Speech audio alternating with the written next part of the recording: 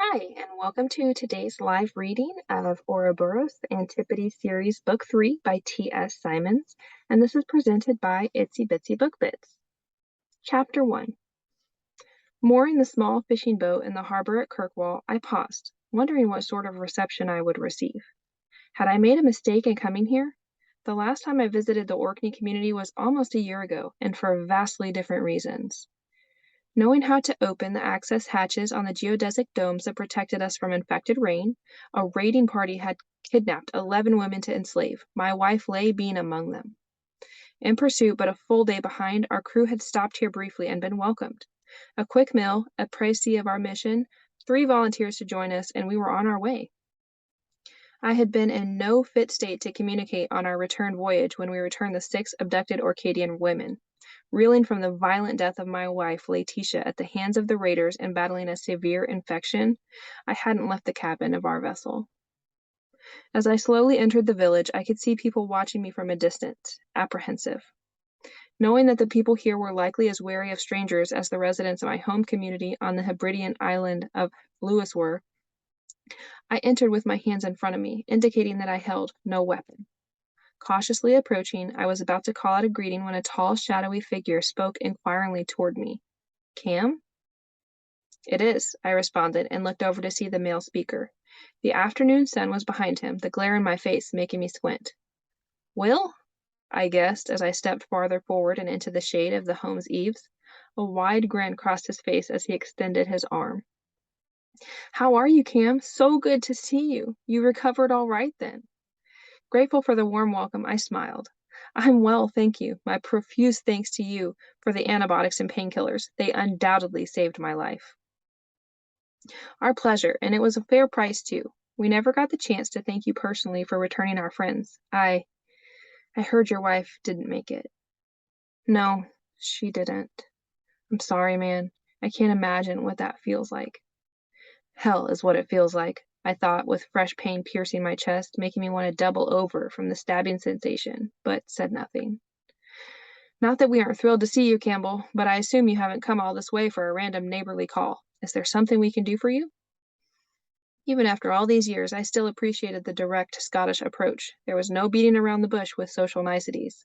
People just asked, and you responded. Out with it, then.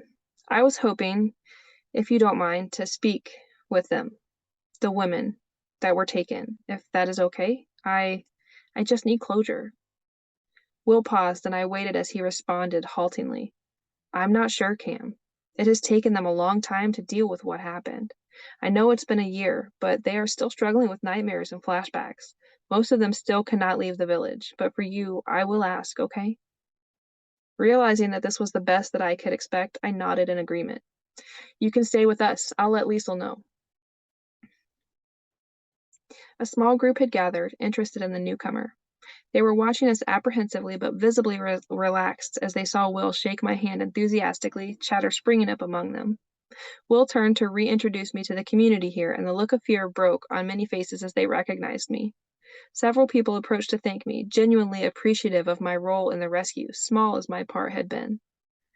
A small woman stood slightly apart from the group that had gathered. She looked familiar, but out of place here. Dark hair tied back in a ponytail, she was tiny, delicate, with features like a bird. Classically beautiful with pale skin and sparkling blue eyes enhanced by her dark lashes and brows. I hadn't seen her last time I was here, but that was hardly surprising because I was focused on the rescue. Was she one of the rescued women? I had only seen them as they came out of the broch, filthy and scared, their hands still tied until Freyja cut their bonds in the daylight. Racking my brain, I couldn't place her. Why do I know her? Realization struck, and I recognized her as the tiny bird-like woman with the booming voice from my briefing session in Melbourne. Military budgie. What the bloody hell is she doing in Orkney?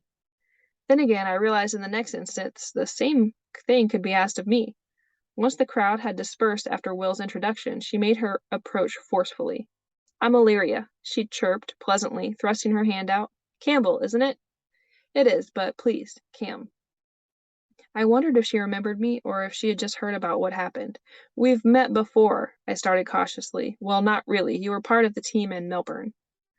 Oh, I remember you. The deployment team discussed each candidate at length, so I feel like I know you. Wonderful to meet you. You talked about us? Well, of course. Days were spent choosing candidates. Did you think we would just let anyone survive? True enough. How did you end up here? I blurted, realizing as the words left my mouth that it was quite rude. She laughed again, a warm, charming laugh. Despite her booming voice that day, she was lovely and easy to speak to. They seconded me to the department, for the project. Military? I guessed.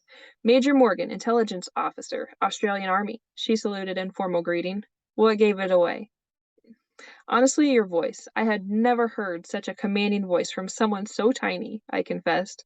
A learned skill. She twinkled at me with her brilliant blue eyes, the dark lashes gleaming in the sun. And one I used many times with recruits. They offered me a place on Auckland Island with the scientific community, then I traveled through to Clava. Now tell me, how did you get here? Though it is not your first visit, I understand. Will, realizing that we were going to be a while, took the backpack I had left on the ground, caught my eye, and gestured into a nearby house before disappearing through the door. Up close, I realized she couldn't be more than a few years older than I was. She just appeared more worldly. Intelligent and with a razor-sharp wit, nothing got past her, reminding me very much of Freyja. But I hadn't spoken with another Australian in some time outside of my immediate family and Freyja, and I enjoyed doing so now. We spoke of Melbourne, August, and Auckland, the portals and how awful they were, the difference between Australia and Scotland, words we found amusing, and strange customs. If you were in the Clava community, why did you come here? I asked, somewhat cautiously, as we re-entered the village. As lovely as she was, we didn't know each other. Let's just say that I didn't entirely agree with some of their decisions. Besides, I had personal reasons to come here. I must have looked confused as she laughed. My parents were from Kirkwall. They migrated to Australia before I was born, but I had always wanted to visit here. After I graduated from university and went to Duntroon, well, my military career took up all my time. Now I live here. You weren't here when I last visited, I quizzed. While I hadn't met everyone here, I was certain I would have remembered her. Military trained, she would have been an asset in our retrieval of the captive woman from Mousa. Freyja would certainly have roped her in to assist. No, I first came about 18 months ago, just to visit, test the waters, you could say. Then I moved permanently about 8 months ago. What does an intelligence officer do on an island community? I asked, genuinely interested. Not much, she laughed delightfully, but here I started a market of sorts, based on a barter system. 4 days a week, I travel to different areas of the community, collecting excess produce for trade. I facilitate the trade and I get to keep a small percentage of the goods. So it keeps me fed and clothed, and everyone else gets to maximize their time doing what they do best. That sounds like a great idea, I said enthusiastically, and I meant it. Lewis would love something like this. Now that the community was widespread, having someone travel between settlements to take your excess produce and trade it for other items was a fantastic idea. It sounds like a great idea when you have no skills, she giggled merrily, but they all seem happy enough. Making plans to accompany her on her rounds during my stay and excusing myself, I entered the house after Will, a little tentatively. I didn't want to barge into their private space, but I could hear low voices and followed the sound, standing hesitantly in the doorway, not wanting to intrude. Will looked up, smiled, and introduced me to his wife, Liesel, and their 2 children, Thor and little Thea. Thor, a rambunctious 4-year-old, was racing around the kitchen like a tornado, much to Liesel's frustration, and barely gave me a second glance. Thea, a golden-haired 2-year-old, blinked at me with fascination before handing me her knitted teddy. I thanked her profusely, and after introducing myself formally to the bear, solemnly returned it to her, watching the look of self-satisfaction cross her chubby cheeks. With her sharp green eyes and blonde curls, she looked just like I expected Katrin to look at the same age. Intelligent and testing people who came into her sphere to see if they measured up to her expectations. Invited to clean up by Liesel, I did so with gusto. Days spent on a boat with no clean water for washing meant I was desperate for a shower, even if it was barely lukewarm, dripping shower. If only I had known that I would never get to have a shower with water pressure again, I would have enjoyed it much more, recalling the hot, forceful showers of my original home in Melbourne. It had been 6 years since the waterborne virus had spread from Europe and killed every living thing through simple dehydration, but the result had been no person, plant, or animal had survived. The exception was the few thousand of us who had been lucky enough to be chosen to live in a domed community, a terrarium of sorts, where the water was safe. We lived in communities of shared resources, but with limited contact with the outside world. Since I had been ensconced in my new world, I had traveled more than most.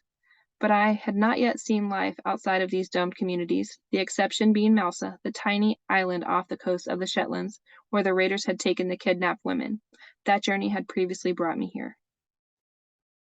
When I left the bathroom, Will gestured me toward the table, and I soon found myself tucking into delicious vegetable soup with fresh bread. "This is so good! How I have missed fresh vegetables," I gushed, making Liesel blush with pride.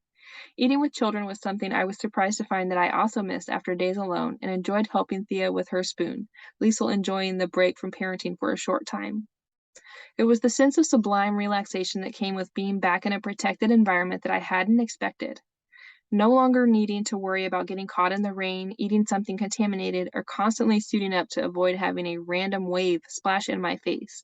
I relished that bone-deep sense of intrinsically knowing I was safe. If my attention span lapsed for a second, it wouldn't be life-threatening. 18 months ago, I had traveled back to Australia to find my sister, Sorcia, who lived in an inland, isolated community. The first leg had been through the Antipodal Point back to August, my original settlement, then by boat to New Zealand and Australia. On our way back to Scotland, Sorcia and I had stopped at our old holiday property, where our parents had isolated themselves after the pandemic had struck Melbourne, and it was impossible to get food, fuel, or safe water. It had been a time when people were raiding shops, attacking neighbors, and breaking into houses to survive. It was clear from the freshness of their remains that our parents had survived for some years after the virus struck. The handmade dome my father had built from tarpaulins had developed a minuscule tear that allowed water to pass through, but it made me wonder, how many people still survived outside of the geodesic domes?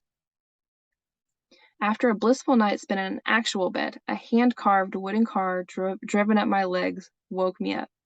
Liesel found Thor and me sitting on the guest room floor sometime later, racing cars along tracks made from shoes and my belt.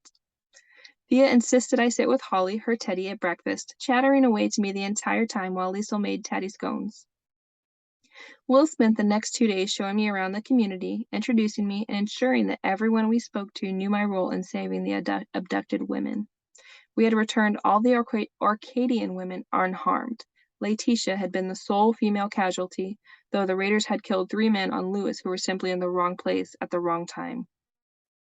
Despite her pleasantness and appreciation of the time spent with her children, I sensed Liesel was apprehensive around me. Assuming that she was shy, I was polite but didn't push. Perhaps, like me, she enjoyed the solitude of her own home. I had shown up unannounced. It wasn't until after dinner on the 3rd night, after their children had gone to bed, she admitted, highly embarrassed, that she had initially feared me. Will and I looked at her in amazement. "Alizé told me you went ballistic," she admitted, "when you heard your wife had died." Flushing, I had no reply. Freyja had told me this, but honestly, I recalled nothing about that time. I remembered one woman telling me that Lay hadn't stopped screaming, so they had slit her throat. After that, my memory went blank. Will looked at her, bewildered. "And you don't think I would lose my shit if I was told that they had just murdered my wife?" Liesel blushed at that. "Maybe. It was just, they made it sound like Cam was an animal, completely out of control." I admitted quietly, realizing that honesty was best. Out of my mind with grief. Nearly 4 years ago, my first wife went missing. I spent a year searching for her. I didn't think I ever would survive the loss, the bone-deep grief of losing someone I loved that much. I didn't think I could live without her, and honestly, I wanted to die. It took me a very long time to recover, but then I met Laetitia, the sweetest, kindest woman I had ever met. I fell in love again and we married. Now we have a son, Lewis. He had just turned 1 when those men took her on her birthday. She was 5 months pregnant with our second child. After Lay went missing, I spent days not sleeping or eating, just desperate to catch up to them, to find her. Then to learn that they had murdered her, that those animals had killed our baby too, I admit I lost control. I remember nothing after being told how she died. I woke up fevered on the yacht. The other women were all safe, but not her. Will sniffed. "Mate, the way I hear it from Jerry, you were restrained. I'm not sure there would have been a man left alive if that had been Liesel or my child." Liesel reddened further as Will reached over the table to take his wife's hand. "I'm sorry," she whispered, half choked. "I didn't know." After making the initial introductions, Will returned to his work in charge of the fish farm. While invited to accompany him, it was something I could not bring myself to do. Fishing had never been my favorite pastime, unable to kill the thrashing fish on a hook or in a net. Recognizing that the women needed time before being comfortable enough to speak to me, and simply being here in their faces might be confronting, most days I spent with Lillyria. She took me traveling across the community, meeting the different families, learning bits and pieces about what they raised and grew and how they lived. I shared information from August and Lewis, things that grew well, companion planting tips from Diana. Illy's military training came through occasionally, and I saw the leader in her. It was never blatant. She was helpful and had a natural way with people, adapting her communication style to her audience. In the end, it was Illy that advocated on my behalf to convince the 6 women to speak with me, something they were reticent to do. After Liesel's confession, I knew why. As I accompanied her on rounds and learned the basics of her business, I recognized it was a fantastic concept. One farmer had a surplus of pumpkins, another of wool. Lillyria took a minor cut of each item but passed the rest on to others. They gifted those with skills like doctors and engineers with their goods in exchange for their service to the community. Those who gave away their surplus got to choose from other produce. Everyone seemed happy with the arrangement. It is a terrific system, I told her, but how do you keep everyone happy? That is where my psychology training comes in, she grinned, recognizing how much people are prepared to donate, reading them, if you like. Everyone is willing to trade, but to differing levels. Some are exceedingly generous, prepared to give away all their excess, and not want anything in return. Others want something in return every time. A fair trade, you could call it. A small number want to feel that they have gained from the trade, that it was in their favor. It's about ensuring that everyone feels like they're getting a good deal, not taking advantage of the generous ones, and ensuring that the tight asses feel rewarded. Most of all, the trick is to keep absolutely everything confidential. Let no one know what trade you have done with another. Well, from what I saw, you are doing an amazing job, I admitted. It keeps me busy and fed.